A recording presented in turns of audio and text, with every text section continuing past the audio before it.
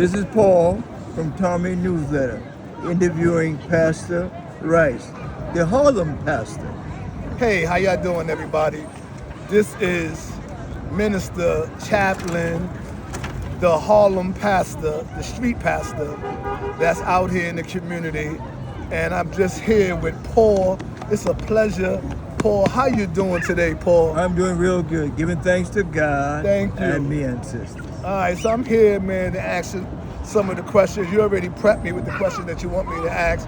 We're going to touch on the senseless violence in our community with these young people because there's been a number of senseless shootings that's been happening throughout the city of New York, mainly here in Harlem.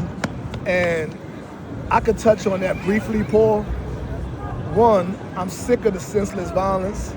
I don't want to see another mother and father bury another child. So that's why I'm out here as the Harlem pastor, the street pastor, to intervene with street violence.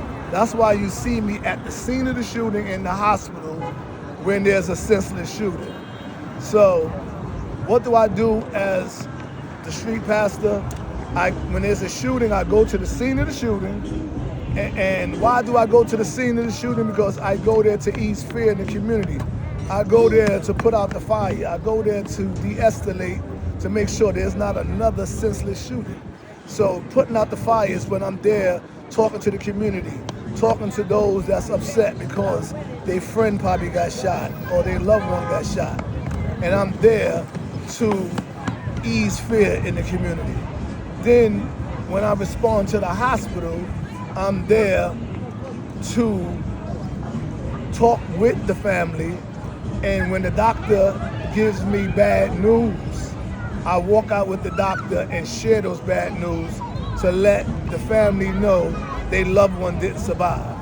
Now, I did hundreds of those in the past few years, probably over 500 that I have done here in Harlem, where I respond to the scene and in the hospital. I didn't do hundreds of families that I had to tell. I did probably 150, but I visit over 500 people that's been shot. Wow. Some went home, but those that's didn't make it, I gotta share those bad news with the family. And that's the most difficult part for me, when I gotta look at a mother and a father and share those bad news.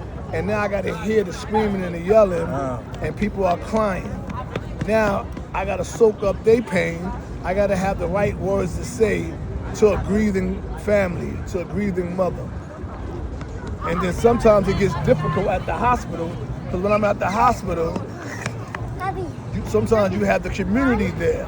My boy is shot, they upset, they don't know if he's gonna make it, so they all upset. I gotta be careful even when I talk with them, because sometimes their emotions is high. They don't want to hear nothing. So I gotta talk to them. I gotta say, let's pray, let's believe God. And sometimes they make it, sometimes they don't. Then when they don't, I'm the one that gotta share the bad news sometimes, and sometimes the doctor share the bad news. And I be standing by his side. So that's the difficult part for me. So we as a community gotta police our community. We gotta give back to our community. We gotta, be the father to the fatherless, be the big brother to the brotherless. We need our queens to be the mother to the motherless. We need everybody to be out here in the community, giving their part. We gotta give back, because we losing these young people at a record number. Why are we losing them? We losing them because they headed to prison for killing each other. You know what I'm saying? So they dying, and they dying for shooting each other. So we losing them for dying, and we losing them for to go into prison. Wow. And people talk about it, but they don't engage in the community. They don't intervene. They don't try to mentor some of these kids, to point them in the right direction that they need to go. That's an incredible story, Pastor. So that's a little brief. That's part one. Next time I see him, I'm gonna give him part two. Okay. Peace. I look forward to it.